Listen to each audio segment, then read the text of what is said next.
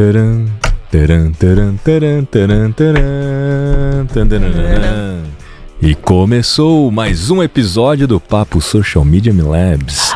E vamos falar baixinho, porque hoje a gente não pode contar muito alto, né? Tem que ser um segredo aqui. Exatamente. Porque, turma, olha só que interessante. Tá até um foguinho na minha mão. A gente vai botar fogo aqui, sabe por quê? Porque hoje vamos falar de concorrentes. Como analisar os concorrentes? Rafael, a gente não tá mais nos anos 90, né? A gente não precisa mais se disfarçar. Bom, eu pareço um detetive, você parece um bandido. Só pra dizer, só pra constar aqui no episódio. Para espionar a concorrência, entendeu? Muito bem, vou continuar de boa, né? Que no passado a gente tinha essa, né? Vamos espionar a concorrência. E aquela de cliente oculto, né? Você vai lá pra ver qual que é o atendimento e etc. É isso aí, vou colocar aqui até um óculos aqui, nossos emojis. Colocar no cocôzinho aqui, ó. Põe no cocôzinho. Aí, turma, vamos lá, hein? Hoje vamos falar de como que você pode analisar os seus concorrentes nas mídias sociais. Obviamente, principalmente no Instagram. Sem precisar de disfarces. É a bola de vez. Sem precisar de disfarces. E como é que você pode se aproveitar das informações dos concorrentes para melhorar o seu próprio conteúdo, seu próprio posicionamento. Dona Bárbara Duarte. Perfeito.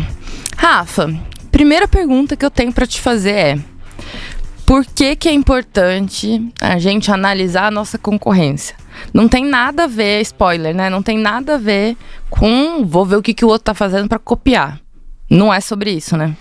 Na verdade, a gente tem que entender que não é só sobre a concorrência. Quando a gente fala de análise de concorrência, o que a gente quer no final do dia? A gente quer ter benchmark, a gente quer ter algum parâmetro pra gente saber se a gente tá bom ou se a gente tá ruim. Não necessariamente que é pra copiar o que o outro tá fazendo, mas pra gente ter parâmetros. Então, gente, o que a gente vai falar aqui hoje não é só pra você olhar para concorrentes, é pra você olhar também para aqueles perfis que você admira, que de repente não é seu concorrente, mas que é do mesmo setor, ou mesmo um perfil lá de fora. É uma empresa gringa que não concorre com você, mas é do mesmo setor, então também pode ser um parâmetro para você saber aquilo que é legal ser feito e se você está indo bem ou se você está indo mal por conta de taxa de engajamento, quantidade de posts que você está fazendo. É muito mais fácil você se comparar, né, e tentar provar o valor do seu serviço quando você tem um parâmetro.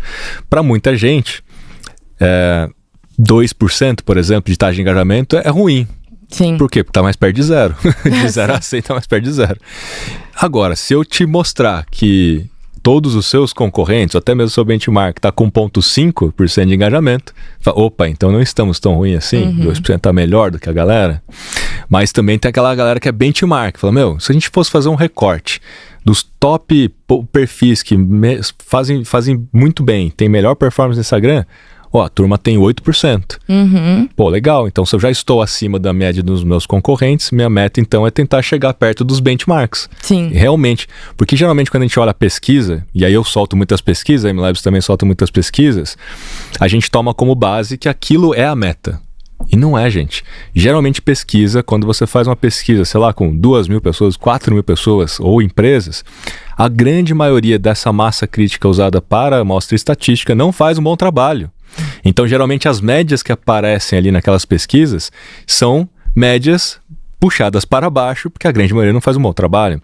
São raras as exceções de pesquisas que mostram o recorte dos top, né? Fala assim, esquece a média da turma toda. Vamos pegar só quem faz bem, só quem faz um bom trabalho e tal. Vamos ver qual que é, então, essa média dessa galera. E aí sim você começa a ter a meta definida. Faz sentido? Faz, pra mim, muito sentido. Uma coisa que também eu adoro, né, é olhar pra concorrência de maneira geral, olhar pra esses dados, pra benchmark. Além de, como você falou, né, a gente tem uma base ali pra gente entender como que tá a nossa performance. Mas também, Rafa, acho que é uma coisa que pode dar um alívio no coração do social media, principalmente. Então, às vezes você fica com aquilo na cabeça. Bom, né? Se tiver bom. Ou, assim, se tiver na média também, sabe? É uma coisa que às vezes a gente olha, nossa, eu tô...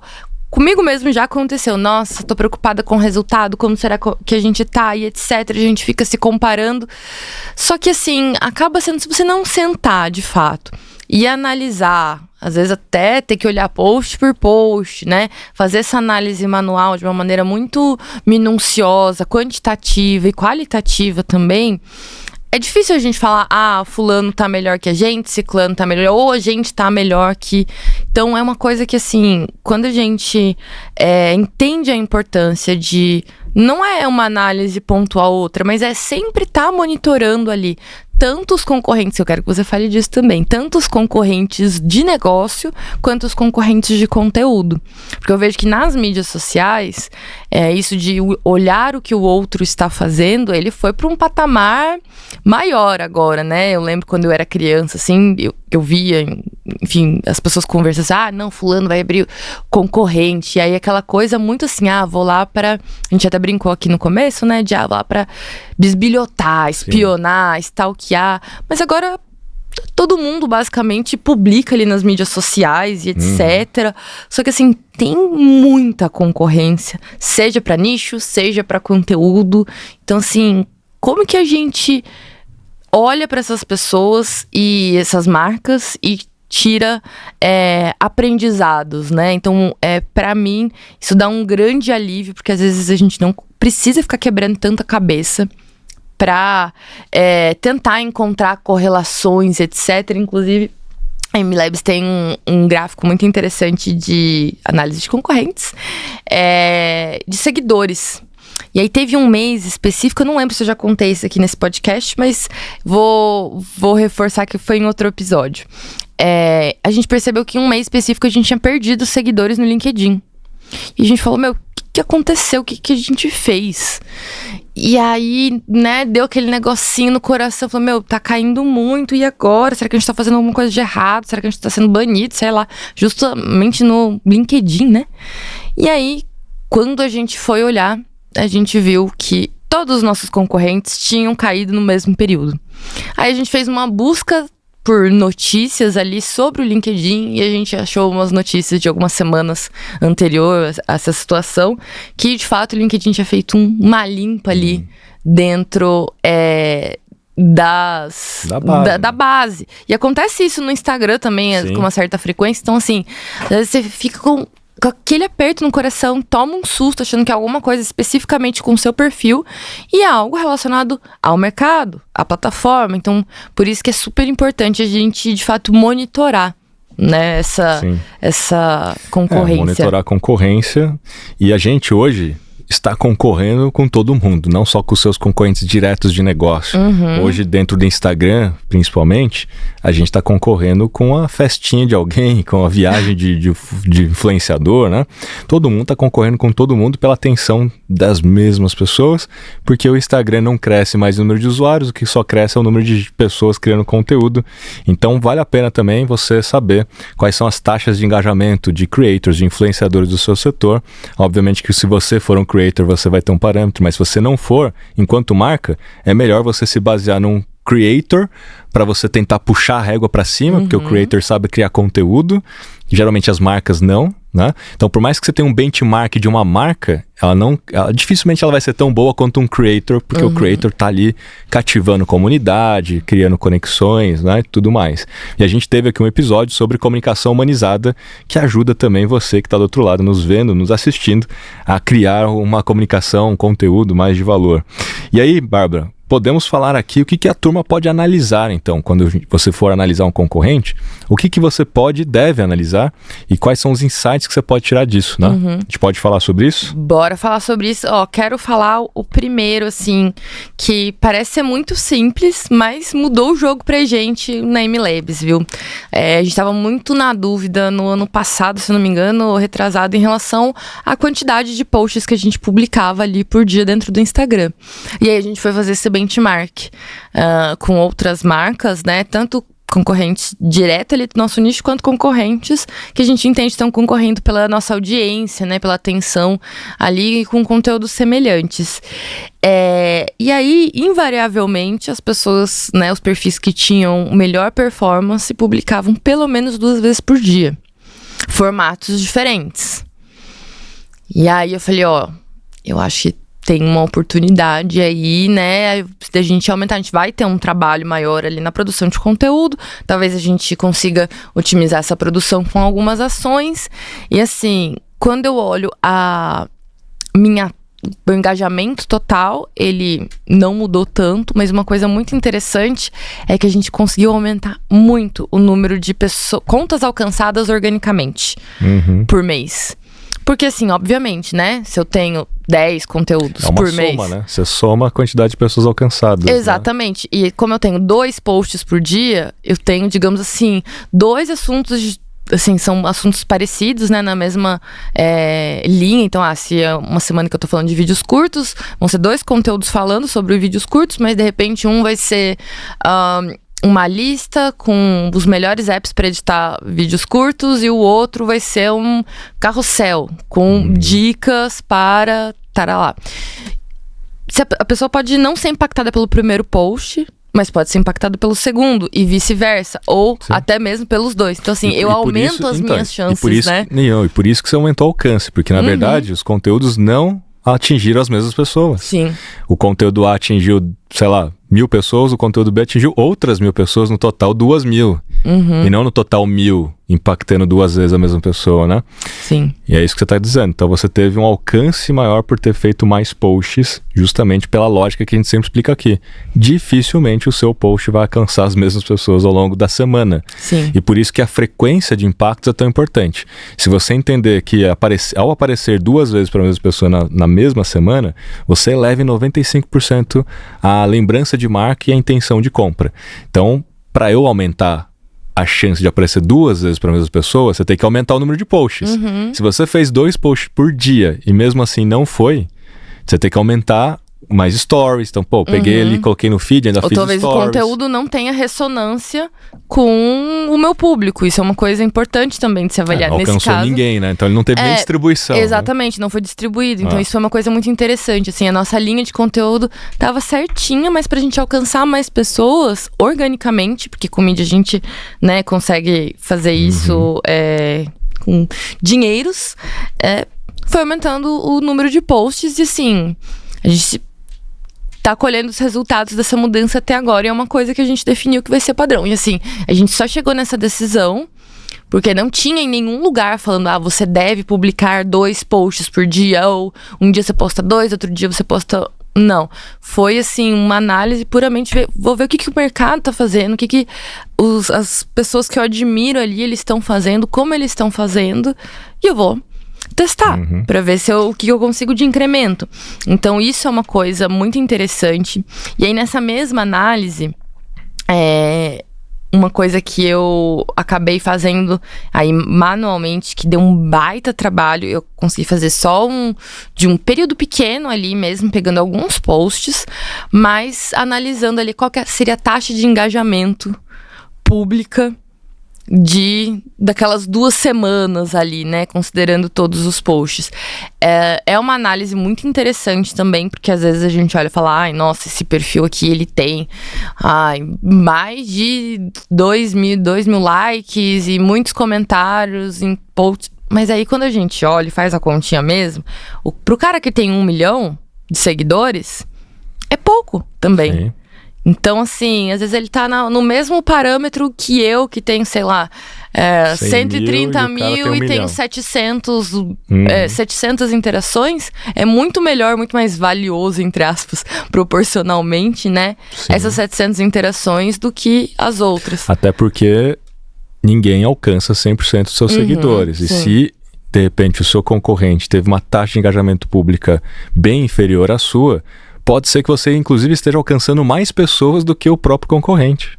Porque a gente vai alcançar, em média, ali 12% da base de seguidores que a gente tem, mas depende muito também do engajamento, né? Se você tem mais engajamento, você tem mais distribuição. Então, se a gente tem mais engajamento, na proporção, pode ser que a gente até esteja atingindo mais pessoas do que o concorrente. E lembrando aqui, turma, que taxa de engajamento pública significa os números públicos. Significa que você está olhando o comentário, o like e dividindo pelo número de seguidores que aquele perfil tem. Porque, na prática, existem 2 taxas de engajamento. Então, tem essa pública, que você deve, então, pegar a sua taxa pública e comparar com a taxa pública do coleguinha lá, do vizinho, do concorrente, e tem a taxa de engajamento real, que é a realidade dos fatos, que é com base em alcance e não no número de seguidores que você tem. Então, com base em alcance, você tem que pegar não só likes e comentários, mas também compartilhamentos. Aí você soma as interações, divide essas interações pelo número de alcance que aquele post teve, que o post teve, e multiplica por 100 para chegar numa taxa. E aí você vai saber qual é de fato a porcentagem de taxa de engajamento. Porque na prática, assim, se eu alcancei 1.000 pessoas, alheio à vontade do Instagram de entregar ou não entregar para seguidores, eu alcancei 1.000 pessoas. Eu quero saber quantas destas 1.000 pessoas interagiram com o meu post. Quantas engajaram. Aí é a taxa de engajamento real daquele post. E a taxa de engajamento real é muito útil para você se comparar ao longo do tempo. Para você comparar no seu histórico. Será que eu estou melhor do que ontem? E a taxa de engajamento pública é para você se comparar com o concorrente, ou com outro perfil, ou com benchmark. Para você ter esse parâmetro de mercado, se você está acima ou se você está abaixo. É um parâmetro, né? É um Não parâmetro. é assim, acho que é importante a gente ressaltar também. Quando a gente fala sobre taxa de engajamento, Rafa, no nosso perfil mesmo já apareceu algumas dúvidas. Qual que é o cálculo certo? É o público? Considera saves, considera compartilhamento. Então, assim, existem algumas formas de calcular a taxa de engajamento. Essas formas que o Rafa falou são as formas comuns ali, as forma boas universal práticas, que todas né, as do plataformas mercado. usam. O próprio Instagram ele não mostra em nenhum lugar, tipo, uma fórmula, ele nem mostra a taxa de engajamento. Pode perceber que no próprio Analytics do Instagram não tem isso. Sim. Tá? Mas se você pegar em outras plataformas, algumas mostram taxa de engajamento. No caso do LinkedIn em especial, ele olha até por número de impressões, ele não tem o número de alcance, né? Ele só tem o número de impressões. Agora a gente tem o número de impressões únicas, que é como se fosse o alcance. O alcance, né?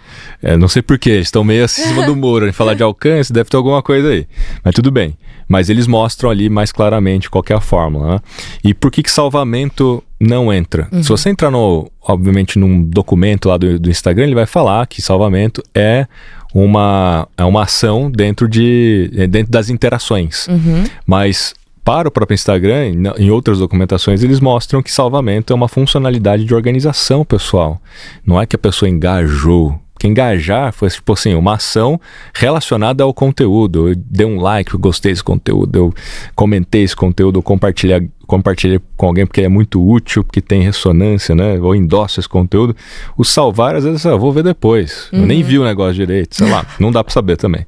Mas o fato é, nem todas, né, têm as mesmas funcionalidades. Então, para criar uma isonomia entre todas as plataformas de mídias sociais. Ganhou essa isonomia, essa aqui caraca. é ChatGPT. Você precisa ter um padrão de cálculo, né? Para você poder até mesmo comparar a taxa de engajamento entre um TikTok e um Reels, por exemplo. Porque se lá no TikTok eu somar tudo e no Reels eu somar like e comentário, vai ficar injusto. É verdade. Então tem que somar like e comentário lá, like e comentário aqui, público com público, e tá tudo certo, né?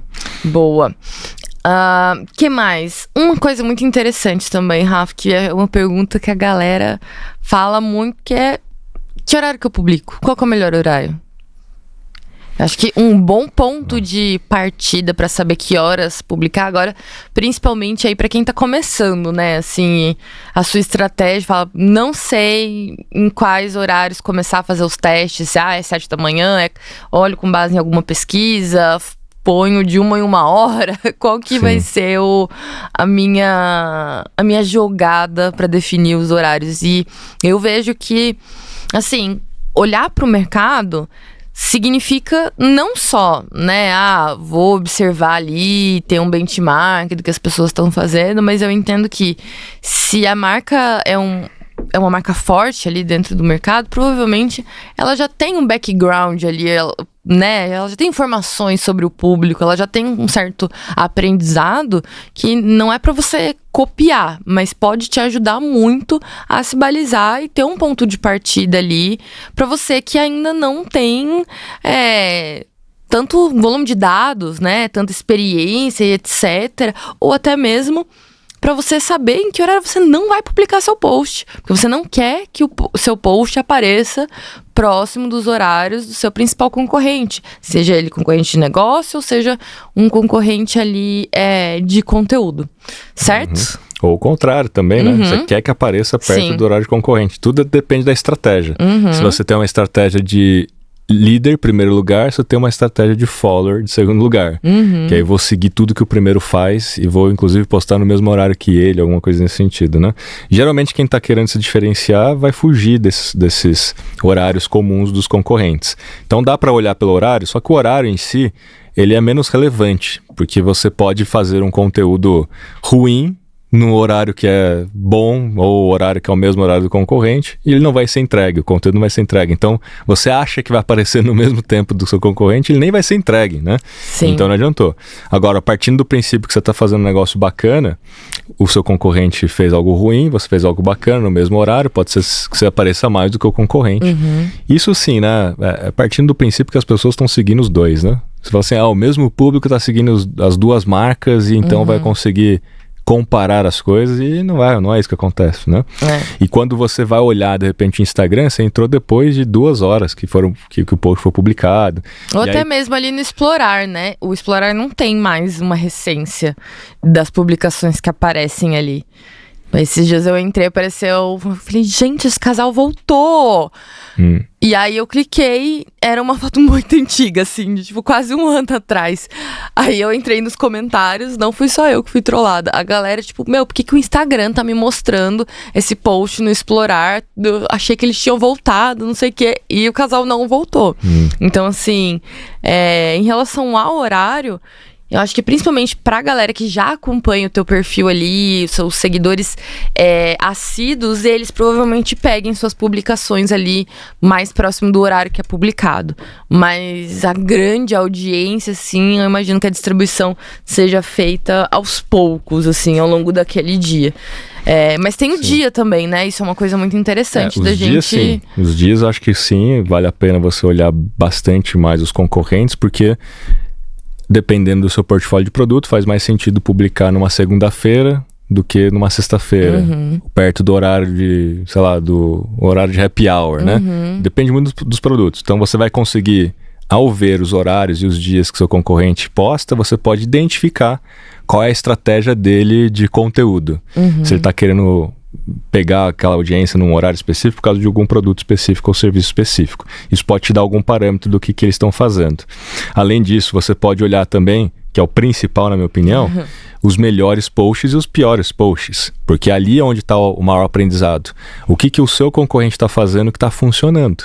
E aí é uma análise atualmente muito manual, né? De você ir formiguinha, pega todos os posts que o concorrente A fez no mês, que o concorrente fez do B, fez no mês. Geralmente vocês estão uns 3, 4 aí, então... É um baita trabalho. Imagina, se faz, sei lá, 2 por dia. Foi isso que aconteceu quando eu tive que fazer essa análise, assim.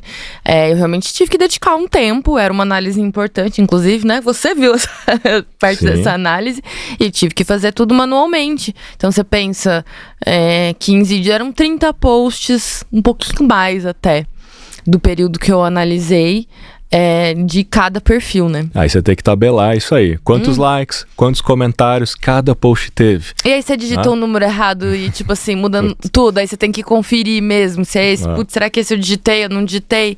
É um baita trabalho. E o ponto, né? Se você for fazer isso na mão, você teria que também ter feito uma fotografia do começo do mês em relação ao número de seguidores e a quantidade de seguidores no final do mês desses concorrentes. Porque se ele fez um post no começo do mês, ele tinha uma quantidade de seguidores. Quando você for calcular a taxa de engajamento pública, que é com base em seguidores, pode ficar furado você comparar um post do dia 1º com o número de seguidores que o cara terminou no mês. É verdade, né? Teve um conteúdo ali que viralizou e trouxe muitos seguidores pra ele, mas não tem como você saber. Então assim, é legal você pegar pelo menos como parâmetro quantos seguidores a pessoa tinha no começo do mês, no final do mês, e meio que olhar assim, se fosse possível, até pegar quantos seguidores tinha no meio do mês, né? Pra você começar a comparar a taxa de engajamento com o número de seguidores mais próximo daquele período.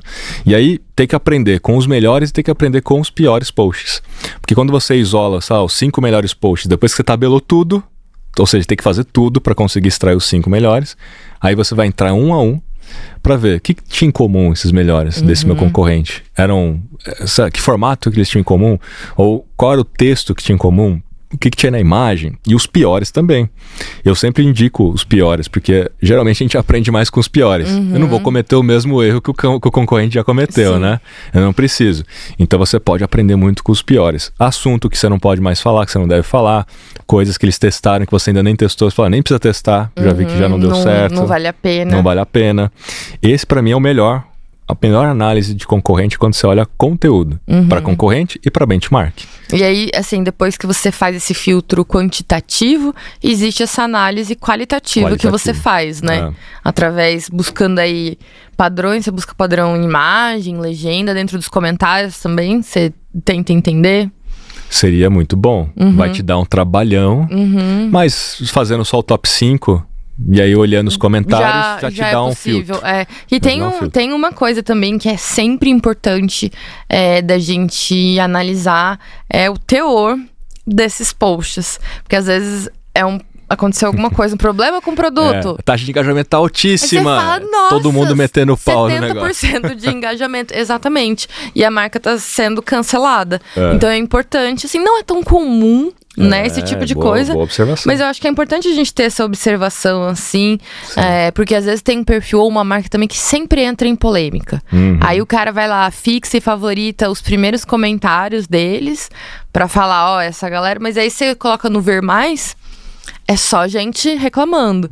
Então, assim, o ideal é analisar isso também e buscar aprender com esses posts que, né, deram errado, mas também não tomar eles como padrão do que essas marcas fazem. Não pode só olhar a taxa, é isso que a gente tá falando. Exatamente. Não pode só olhar a taxa, você tem que olhar de fato o que aconteceu nos comentários, né?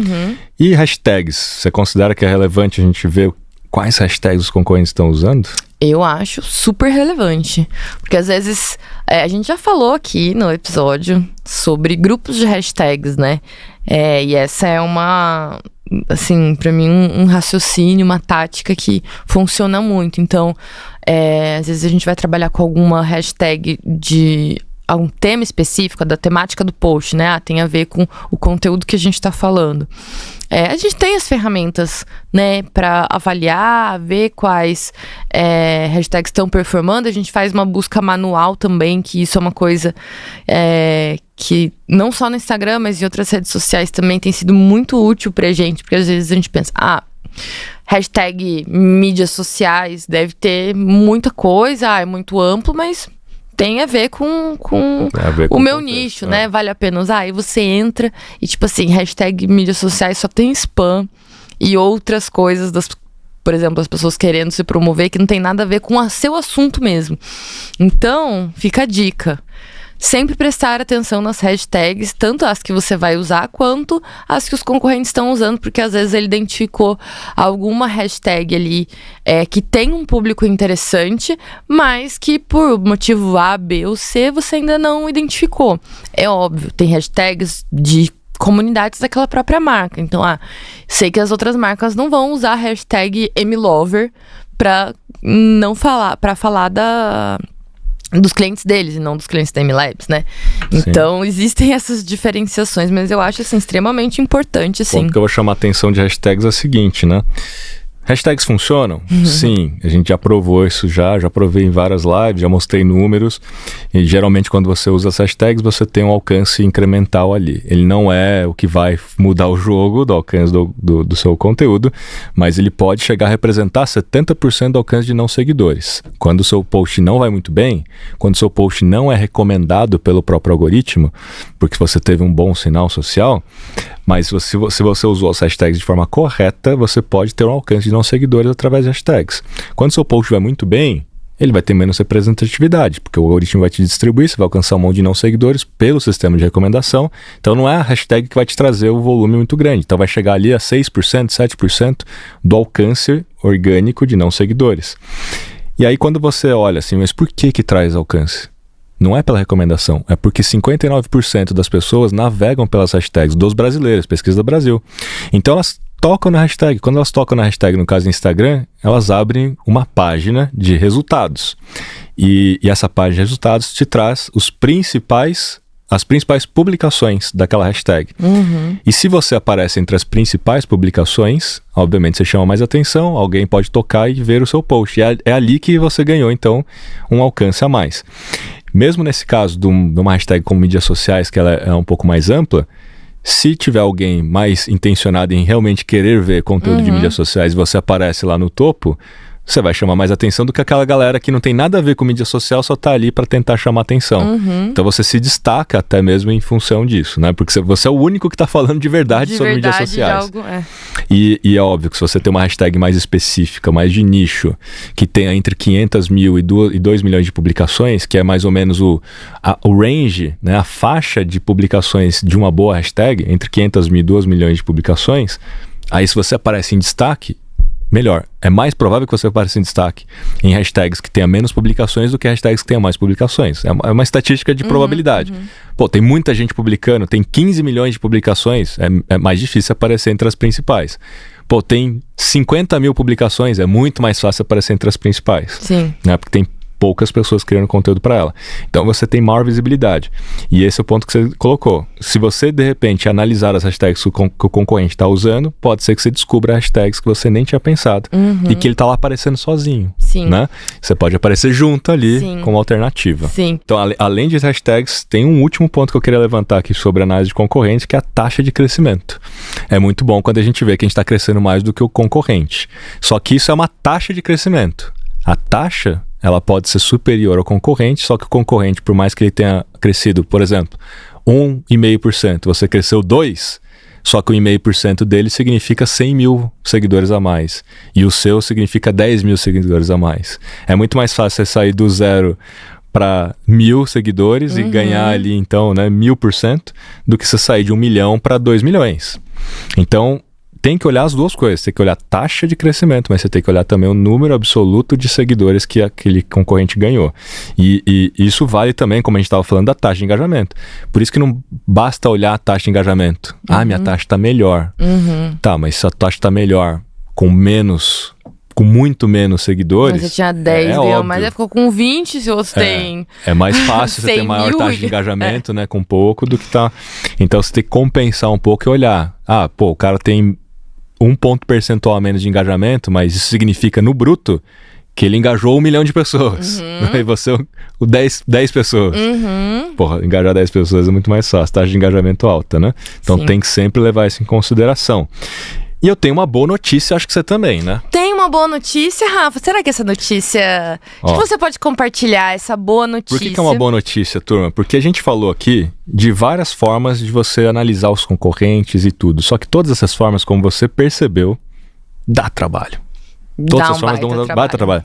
Porra, tem que ficar mapeando, tem que ficar fazendo fotografia de quantos seguidores o cara tinha lá no começo do mês, no meio do mês, no final do mês. Tabelar likes, comentários, todos os posts numa planilha qualquer aí. Planilhão. E calcular a taxa de engajamento pública. Tem que saber a fórmula. Calcular a taxa de engajamento. Esqueci a fórmula. Aí tem que saber fazer uma fórmula na planilha, porque às vezes as pessoas não sabem fazer a fórmula na planilha para criar porcentagem. Quem nunca tentou criar porcentagem e não conseguiu e foi lá procurar no Google como é que faz?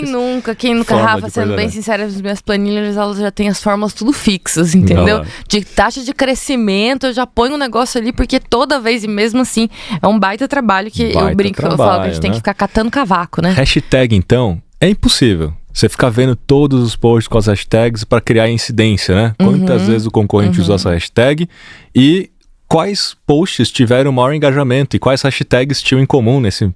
Cara, é um negócio, assim, muito difícil de fazer.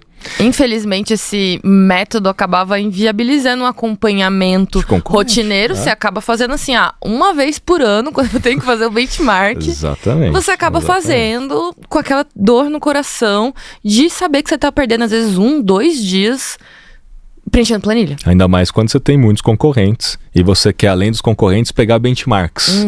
É um trabalhão. Isso demoraria, em média, quanto tempo? Rafa. Fazer assim, vamos fazer só uma fotografia. Panorama dos concorrentes do mês de junho. Olha, eu acho que pelo menos uns 3, 4 dias ali, dependendo. Se não for muitos concorrentes. Se eles não postarem muito, né? Se eles não postarem muito. Considerando assim uma boa análise mesmo, para puxar tudo. conferir os dados, né? Pra ver se não tem um erro de digitação nem nada. Dedicaria quase um dia todo por concorrente. Por concorrente. Né? Então, gente, você vai economizar dias. Tudo Horas. Isso que a gente falou, você consegue fazer com um único clique. Na MLabs agora você tem análise de concorrentes. Tudo isso que a gente falou, os melhores posts, os piores posts, dias e horários, taxa de engajamento pública, taxa de crescimento, tudo isso que a gente falou tem na MLabs agora. Agora você pode colocar os seus concorrentes, até 5 concorrentes. Até 5 concorrentes. Até 5 concorrentes. Você pode colocar 3 concorrentes e 2 benchmarks, então fica a seu critério também. E você vai ter essa análise assim, ó. Imagina a produtividade da galera. Eu já tô, assim, ansiosa pra colocar e pra reportar pro cliente, então, quando o cliente perguntar, ou o chefe perguntar. Ó, isso aqui dá pra você cobrar mais. Você tá indo bem ou você tá indo mal? Ai, como que tá? Não gostei. Você mostra um print, principalmente quando você tiver em primeiro lugar, só joga o print e fala, tá trabalho bem feito. A Bárbara se salvou nessa, porque ela viu os concorrentes e falou, estamos em primeiro lugar. Estamos em primeiro lugar. Não esperava nada diferente. Meu sorriso veio outro nessa gravação, gente. Feliz demais e feliz demais com essa novidade no nosso produto, que, gente, é sério, eu uso demais a MLabs mesmo, assim. Acho que eu sou a cliente, uma das que mais usa, as que mais reclama também. Desculpa, pessoal de produto, qualquer coisa, um beijo pra vocês. Mas é isso, tudo por nós, né, profissionais de mídias sociais, inclusive, tem um cupomzinho que eu vou deixar na descrição, hein? Vou deixar na descrição. Vale, gente. Esse cupom vale ouro, porque assim, essa é uma entrega que não tem igual. Você pode procurar aí em qualquer lugar. Por quê? Porque aqui nós somos baseados em dados. Aqui falou com a gente, a gente falou, cara, você tem que se basear em dados. Não dá para você ficar no achismo, né? Então, não tem nada melhor do que você ter parâmetros. Para começar, que a MLabs já estava te dando parâmetros com a MLabs Insights. Que a MLabs Insights estava te comparando com perfis do mesmo tamanho. Quantos posts você faz, o mesmo tamanho faz, taxa de crescimento. Agora você tem ou dos concorrentes. Você pode escolher. Pode escolher, né? Você pode escolher qual que você quer reportar. Exatamente. E não vale colocar só a galera chumbrega não, viu? Tem que colocar quem tá fazendo um bom trabalho. É sempre bom, né? Tem que ter humildade. Mostra aí pro seu cliente. Se você é uma agência, se você é um social media, você vai entregar muito mais valor para o seu cliente. Se você é o cliente, você vai levantar as mãos para cima e falar, graças a Deus agora eu tenho informações sobre os meus concorrentes que eu nunca tive antes, porque dava muito trabalho e ia te custar caro comprar isso, né? Sim. Contratar, por exemplo, uma social media, ficar 4 dias focado em fazer isso. É um produto de inteligência, inclusive, no mercado, né? Na época da agência, a gente cobrava caro para fazer análise de concorrentes. Era um dos produtos de inteligência. Então, a Bárbara está deixando aqui um cupom de presente para vocês. Vou deixar um cupom na descrição, hein? Vou fazer suspense aqui. Tem QR Code na tela aí, Marcinho? Tem QR Code na tela também. Vamos colocar um QR Code na tela para facilitar. Muito bem, turma. Deixa nos comentários aqui, então, o que você achou dessa novidade. Coloca aí pra gente. Testa lá, né? Testa lá, volta aqui. Ou vai em qualquer post 30 nosso. 30 dias grátis 30 dias de testar. Análise de concorrentes. Olha só, 30 dias de análise de concorrente, meu amigo. Dá pra analisar o mês passado, o mês retrasado. Só lembrando que assim, né? Quando você entra na MLabs, tem coisas que a MLabs consegue puxar pra trás, tem coisas que não. Então, quanto antes você entrar, melhor, porque ele começa a registrar os seus dados a partir dali. Quando você coloca os seus concorrentes, é a partir daquele dia que ele começa a gravar os dados. Então, por isso que é importante nos próximos 30 dias você testar, para ter esses dados aí no histórico, tá? Ele não vai puxar do ano passado para você, porque não tem, você não tinha cadastrado ainda. Você não era cliente MLabs, não tinha como a gente adivinhar, infelizmente, mas quem sabe algum dia a gente invente um recurso de, tipo, bola de cristal, imagina, para social media. Não, mas aqui as próprias plataformas não dão dado histórico, né? Então você tem que entrar agora para começar a testar MLabs, que daí ele começa a registrar. Então não deixe para depois. Tome essa ação agora e coloque aí nos comentários o que você achou. Porque, de verdade, a gente aqui sempre está pensando em como ajudar vocês a tomarem decisões com base em dados, principalmente no campo de mídias sociais, que é muito dinâmico. Tem muito achismo, né? No mídia social, no Instagram, então, é o que mais tem. A galera inventa um monte de coisa. E aqui, gente, é baseado em dados, baseado em lógica. Curtiu? Uau. Então, curta esse episódio também. Dê o seu joinha aí, seus 5 estrelas no Spotify. E até a próxima. Valeu!